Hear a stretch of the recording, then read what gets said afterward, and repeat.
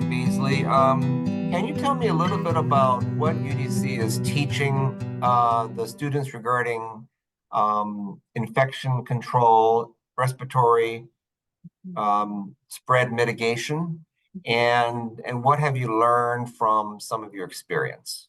Sure. We teach the CDC core competencies that were published actually on last year. And so it was the CDC that published the core infection prevention and control practices for healthcare delivery in all settings.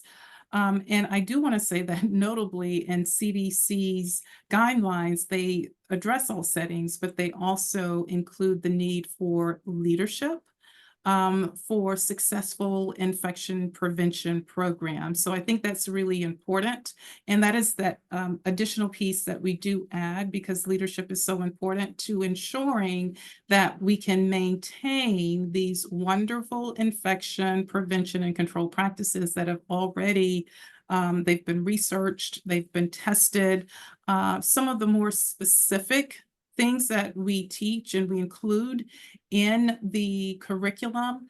We do focus significantly on hand washing. We do teach specific skills, and within those skills, infection control is the heart of those skills. Whenever we do any patient skills, infection control is really the core, the foundation of the skill. It's one of those concepts that's integrated throughout all of our curricula.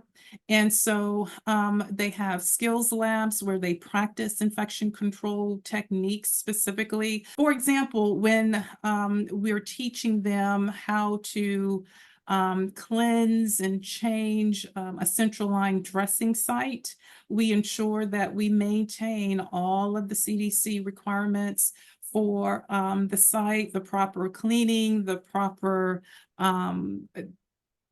bandage that we use, and also the time frame for cleansing and changing the dressing and all of that. So it's very specific to CDC recommendations. And in terms of some of the other areas that we look at for mitigation here at the university in terms of respiratory infections, we do not require, for example, masks at this point, but we do strongly encourage masks for those individuals, and that's just part of PPE. PPE is another one of those concepts or one of the content areas that we do teach throughout the curriculum. It's in fundamentals. So infection control content starts in fundamentals. And so we just continue to layer it in every semester based on skills that the students are learning. And that's actually not only in the ASN and BSN programs, but our workforce development programs as well.